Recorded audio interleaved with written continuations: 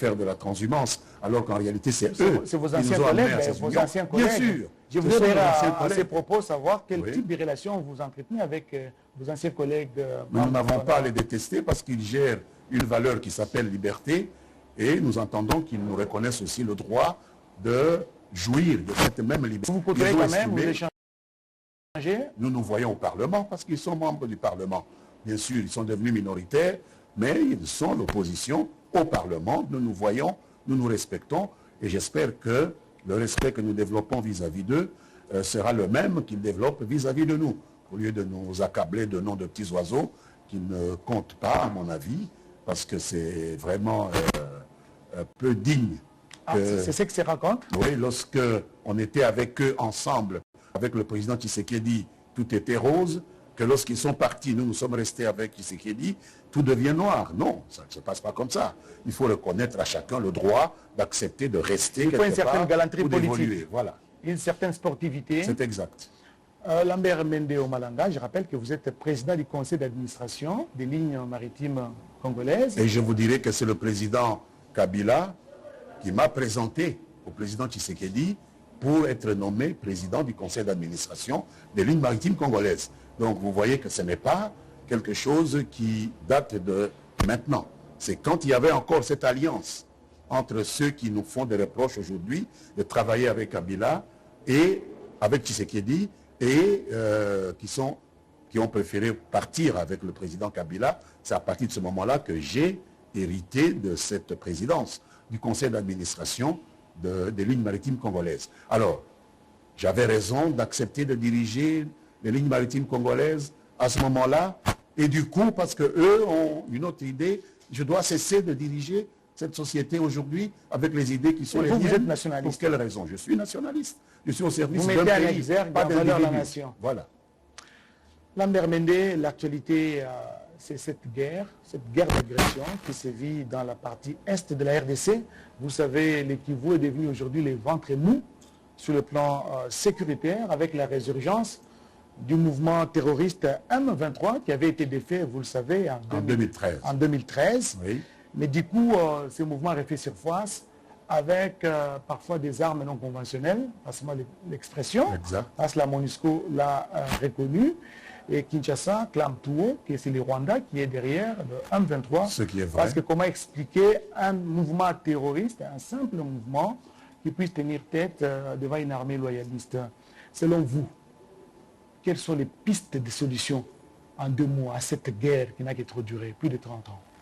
D'abord, la définition de la situation telle que vous la faites mérite d'être plus ou moins recadrée. Le M23, c'est une fiction. La réalité... Il n'existe pas, selon Oui, vous. la réalité, c'est que la République démocratique du Congo est victime d'une agression militaire du Rwanda. Et derrière le Rwanda, il y a certains États de l'hémisphère nord qui ont planifié de s'adonner à la prédation, c'est-à-dire au pillage Quels sont des ces États? ressources. Quels sont ces États? J'ai parlé de l'hémisphère nord. C'est clair, c'est Il y a l'Occident. beaucoup, il y a beaucoup d'États. Non, non, c'est l'Occident. L'hémisphère nord, c'est l'Occident. Vous êtes quand même L'Occident, un c'est intellectuel. vaste. C'est Non, vaste. non, Dans ce n'est l'Occident, pas il y a vaste. beaucoup de pays. Ce n'est pas vaste. Ce qui est vaste, c'est la Chine, c'est l'Inde, c'est l'Afrique, mais l'Occident, vous savez ce qu'est l'Occident. C'est eux qui sont derrière le Rwanda. Parce qu'ils veulent utiliser le Rwanda pour ne pas assumer directement la responsabilité des crimes qui sont commis aujourd'hui en République démocratique du Congo, parce qu'il y a un tribunal de l'histoire qui va demander des comptes aux uns et aux autres. Il y a eu un génocide arménien, les comptes continuent à se demander jusqu'aujourd'hui. Il y a eu un génocide juif pendant la guerre 40-45, les comptes continuent à se demander aujourd'hui. Il y a eu un génocide au Rwanda en 1994, les comptes continuent à se demander aujourd'hui. 800 000 morts, mais Voilà. au Congo, on a encore des Aujourd'hui, milliers. il y a 10 millions de un morts. génocide en République démocratique du Congo. Les comptes vont être demandés un jour. Alors, ces malicieux font tout pour échapper à leurs responsabilités et utilisent le Rwanda pour que toute la faute soit jetée sur le Rwanda. Mais en réalité, c'est eux qui sont derrière cela pour se mettre au service d'un projet de pillage systématique des ressources économiques et financières, des ressources naturelles dont la République démocratique du Congo est pourvue. Et la par solution à nature. cette guerre, c'est laquelle? Parce que là qui est trop duré, plus d'un quart de siècle, les Congolais en ont payé le frais. Il est important que les Congolais prennent conscience de la nécessité de constituer un front commun contre cette agression, qu'ils prennent conscience du fait qu'il est indispensable que les uns et les autres essayent de s'oublier, de ne pas mettre de l'eau dans le moulin de ceux qui sont nos agresseurs, parce que pour des raisons philosophiques, pour des raisons politiques, pour des raisons sociologiques, c'est elle qui est au pouvoir aujourd'hui, ce n'est pas moi. Même si le pays disparaissait, ça ne sera pas ma responsabilité. En réalité, si le pays disparaissait, nous tous n'aurions pas de voie de recours. Donc l'unité de toutes les filles et de tous les fils du Congo est la première solution pour faire échec à cette guerre d'agression. Et vous voyez que même les agresseurs eux-mêmes se rendent compte qu'ils ne peuvent pas signer leur agression et passent par ce négrier des temps modernes qu'est devenu le président Paul Kagame aujourd'hui, parce qu'ils veulent l'utiliser pour le négrier du temps moderne. Négrier des temps modernes. Pourquoi? S'il faut le répéter 100 fois, je le répéterai. Parce que les négriers ont utilisé aussi nos frères à l'époque pour acheter nos frères en esclavage. Ce sont parfois des chefs coutumiers de chez nous qu'on utilisait pour dire cet enfant est têtu, vous le prenez et vous me donnez autant de mètres de cotonnade, cet enfant est têtu, vous me donnez autant de poudre à chasser et vous le prenez. C'est ça, les négriers. Et c'est le travail qu'il fait, Kagame. C'est ça que le travail que Kagame fait aujourd'hui. Lambert Mende, le chef de l'État, dans une adresse à la nation, le président de la République, Félix Antoine Tshisekedi Tshilombo, avait expliqué la démarche qu'il avait initiée dès la prise de fonction. Il a commencé par consulter ses voisins, ses pairs africains, et il a été partout, n'est-ce pas, pour chercher à ramener justement la paix dans la région. Mais apparemment, sa démarche n'a pas été suivie. Il a même, la RDC a même tissé des liens, des coopérations économiques avec les Rwandais, la construction d'une usine de traitement d'or au Congo, pour un échange gagnant-gagnant avec ses voisins. Mais la démarche adoptée par les Rwandais, c'est plutôt la guerre. Finalement, pour Félix Tshisekedi, c'était la diplomatie, en premier lieu, la diplomatie classique. Mais apparemment, ce langage de diplomatie n'est pas compris. Qu'est-ce qu'il faudra faire par la suite? Y aller par la guerre? Mais nous y sommes déjà dans la guerre, cher ami. Votre analyse n'est pas complète. La diplomatie n'exclut pas nécessairement les moyens. La diplomatie n'est qu'une autre façon de faire la guerre. Il ne faut pas dire que... Il faut que la diplomatie ait échoué totalement pour que nous puissions envisager la guerre. Même en pleine guerre, il y a toujours une démarche diplomatique. Mais maintenant, il y a une trêve. Il y a une trêve, il y a un cessez-le-feu qui a été décrété à la suite des pourparlers du Nairobi, des pourparlers de Luanda en Angola. Ah oui, mais c'est une trêve en trompe-l'œil, dans la mesure où il est question que, grâce à cette diplomatie, à ces efforts que le gouvernement et le président ont développés, il y a l'East African Community qui a institué un groupe des troupes d'intervention, une force comment dire, militaire. La force régionale qui devait procéder au désarmement de ces groupes que nous appelons les forces négatives, mais cantonner quelque part et favoriser leur réinsertion sociale. Aujourd'hui, les M23 s'habillent en tenue civile. Il reste toujours qu'est-ce que nous avons constaté? Dans la mise en œuvre de cette force régionale, il y a eu des couacs. Le commandant de cette mise en œuvre de cette force régionale, qui était un général kényan... Il a jeté le tablier. Non, avant de jeter le tablier, a essayé de sortir de la définition de cette force qui était nantie d'un mandat offensif, c'est-à-dire désarmer au besoin par la force tous ces groupes qui constituent des forces négatives et les amener à accepter cet effort de réinsertion que la RDC leur offre. À travers les PDDRCS. Et au contraire, il a commencé à jeter les passerelles d'une sorte de complicité coupable avec ces forces négatives, hein, qui ont amené le président de la République à lui faire des reproches, qui ont amené le gouvernement à dire que ce n'est pas ça ce qui a été convenu, et on l'a démissionné. On dit qu'il a démissionné. Moi, je préfère dire qu'on l'a démissionné. Ça, je vous le concède. Hein, quand vous dites on l'a démissionné, je vous le concède. Parce qu'en disant cela, vous insinuez qu'il y a eu, suite à cette pression politique... Du gouvernement congolais. Absolument. Alors qu'il a démissionné. C'est exact. Et il fallait y arriver. Et avec l'actuel, vous pensez que ça ne sera pas déshabiller Saint-Paul pour habiller Saint-Pierre? Non, vous constaterez d'abord que même au sein de la force régionale, les attitudes sont différentes. Ce commandant kényan, avec la force kenyane, qui sympathisait avec les M23 et tout ça, avait une attitude que nous trouvions questionnable.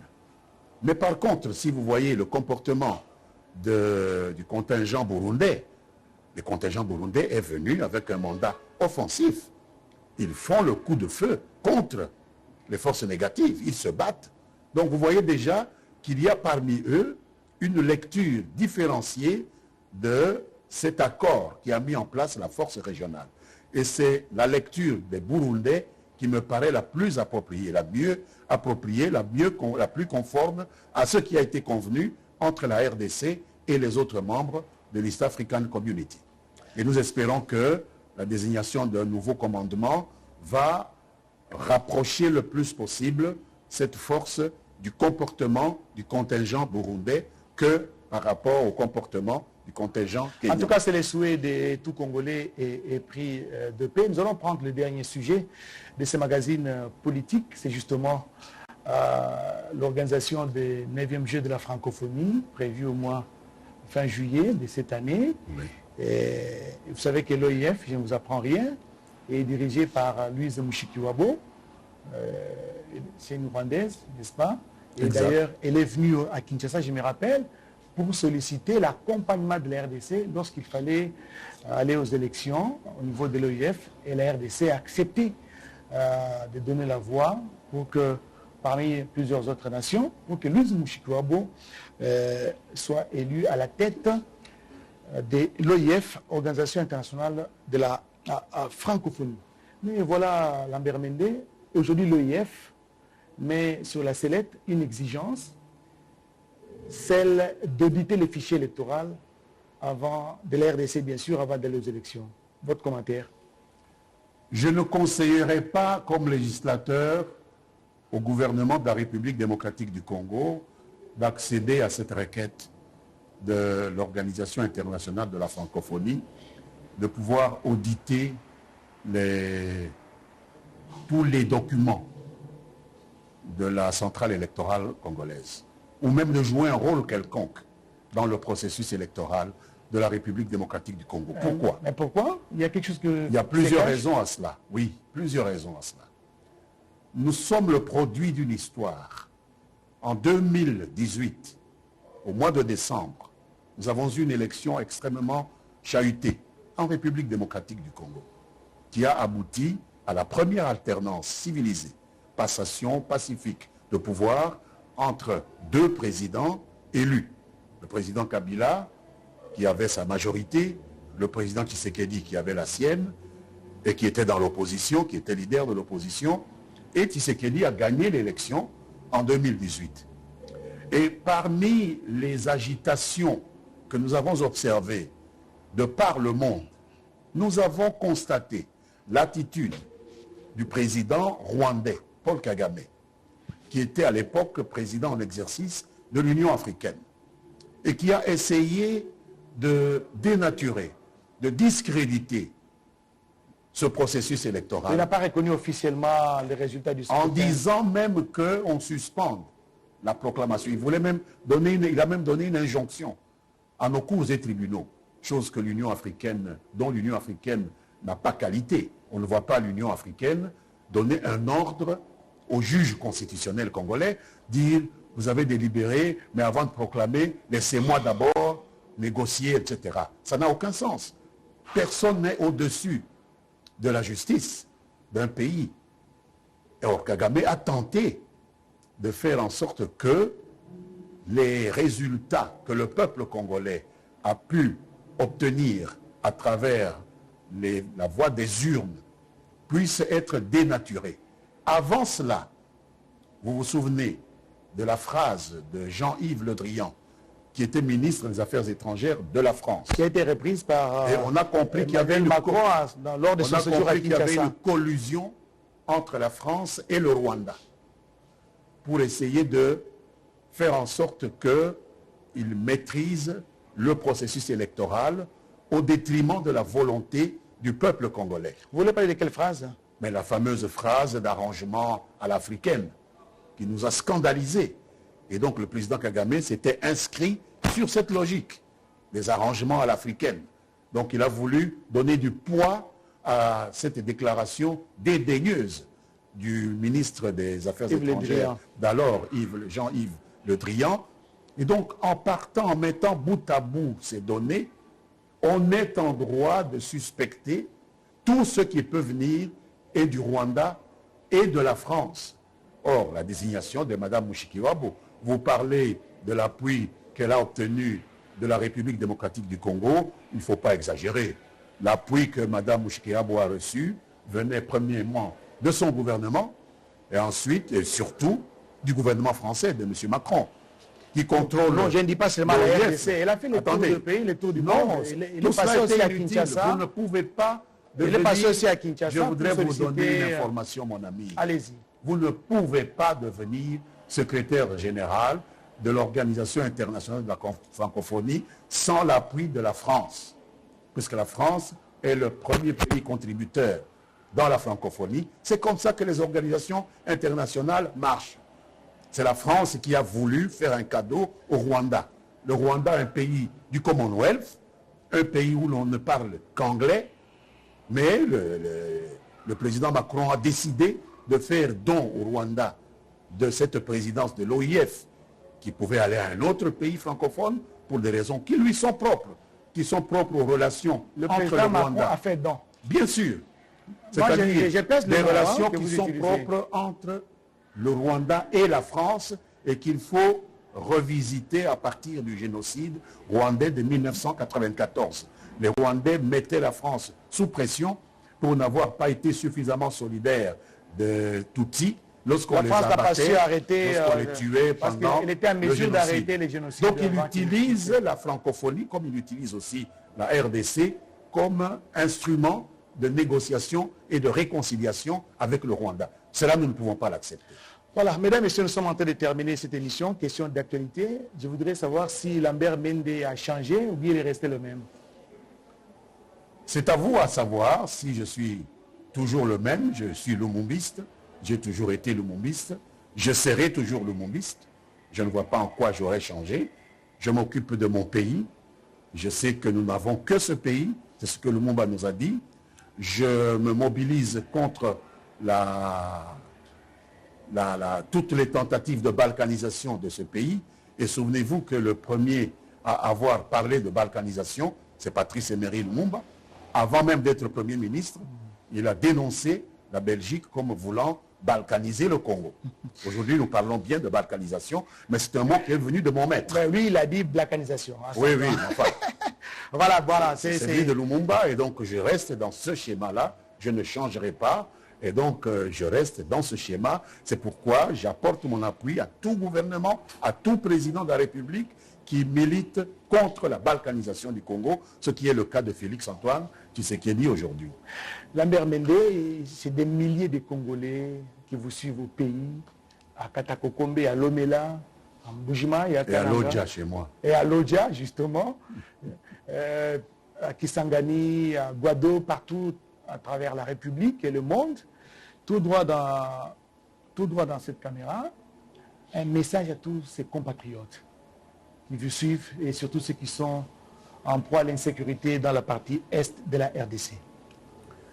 Je souhaite dire à tous mes compatriotes que le moment est venu d'oublier tout ce qui peut nous diviser et de nous mettre ensemble derrière les forces armées de la République démocratique du Congo qui, par Mont et par Vaux, par Vallée, sont aujourd'hui aux premières lignes face à cette agression rwandaise qui utilise le prétexte de la mutinerie du M23, qui a été démantelé d'ailleurs de manière diplomatique par la communauté internationale, en sachant bien que nous sommes seuls face à cette agression et que si d'autres doivent venir à notre rescousse, tout doit commencer par nous-mêmes.